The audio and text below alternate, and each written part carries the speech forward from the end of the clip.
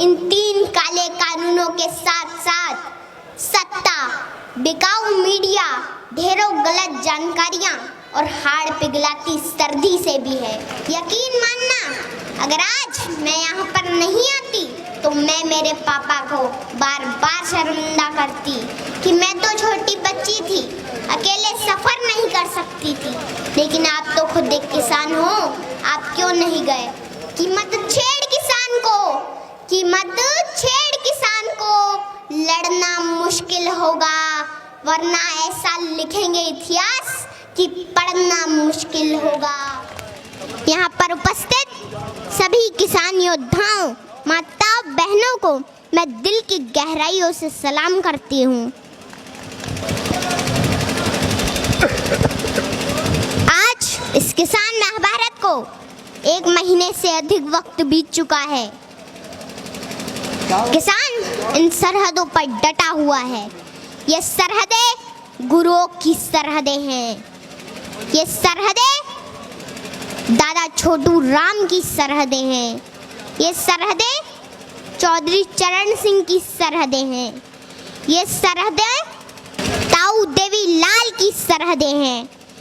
ये सरहदें बाबा टिकैत की सरहदें हैं। ये सरहदें संसद को घेरे किसानों के वजूद की सरहदें हैं। इन सरहदों में इतनी ताकत है कि आपकी इस छोटी बेटी को मध्य प्रदेश से यहाँ आना पड़ा।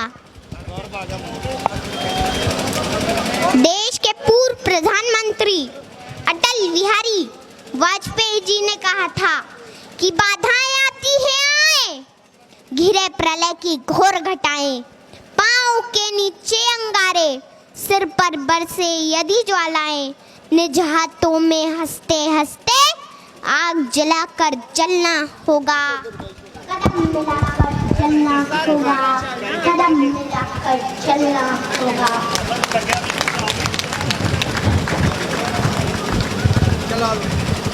ये आंदोलन कोई छोटा मोटा आंदोलन नहीं है।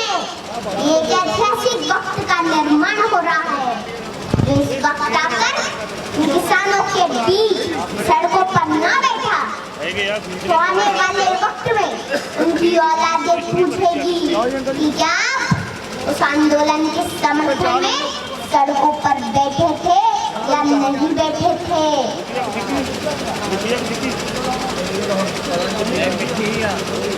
हमारे इस किसान आंदोलन ने पूरी दुनिया में एक मिसाल कायम की है। दुनिया हैरान है, इतना बड़ा मानव समूह शांतिपूर्ण तरीके से अनुशासन के साथ आंदोलन कर रहा है।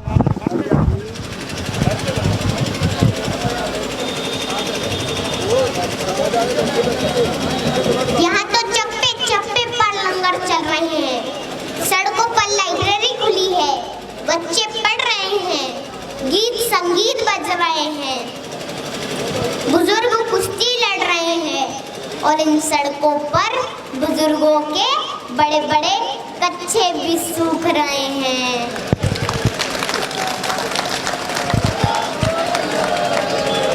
माताओं के चूल्हे भी इन सड़कों पर पक्के हो रहे हैं।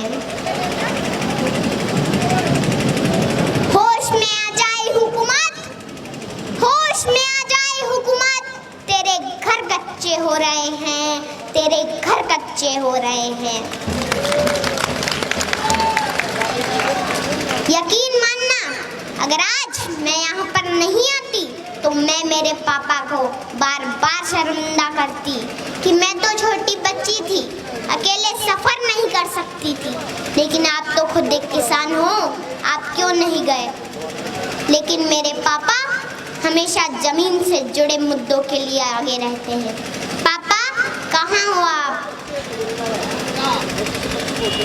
अच्छा हुआ कि आज आप मुझे यहाँ लेके आ गए और मेरे भविष्य के सवालों से बच गए, क्योंकि जब इस आंदोलन का इतिहास लिखा जाएगा तो कहा जाएगा कि लहू में भीगे तमाम मौसम गवाही देंगे कि तुम खड़े थे, तुम खड़े थे।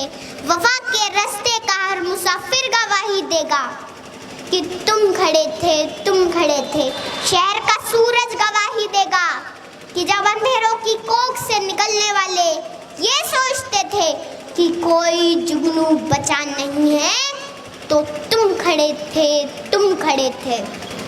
तुम्हारी आंखों की ताकचों में जलती रोशनी ने नई मंजिल हमें दिखाई। तुम्हारे भाई, तुम्हारे बेटे, तुम्हारी बहनें, तुम्हारी माएं, तुम्हारी मिट्टी का जर्रा जर्रा गवाही देगा कि तुम खड़े थे, तुम खड़े थे।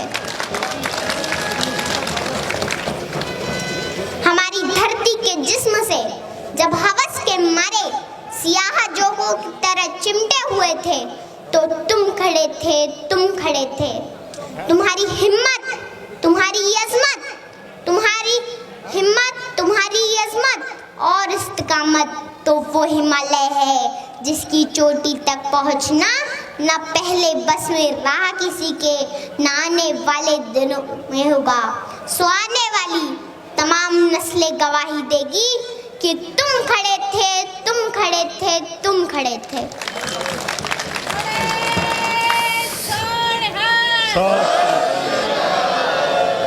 हमारी लड़ाई इन 3 काले कानूनों के साथ साथ सत्ता, बिकाऊ मीडिया, ढेरों गलत जानकारियां और हाड़ पिघलाती सर्दी से भी है। घर परिवार, खेत खलियान, पशुओं से दूर रहकर भी किसान इस मुश्किल घड़ी में यहाँ पर डटा हुआ है।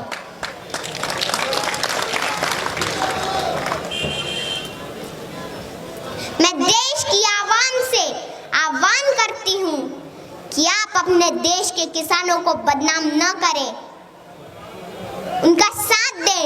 ये आप दोनों के हक की लड़ाई है, मिलकर सांझी लड़ाई लड़ें। मैं आखिरी बात सत्ता से कहना चाहूंगी कि मत छेड़ किसान को, कि मत छेड़ किसान को। लड़ना मुश्किल होगा, वरना ऐसा लिखेंगे इतिहास कि पढ़ना मुश्किल होगा, कि पढ़ना मुश्किल होगा। बोले सो निहाल। जय श्री अकाल। राम राम।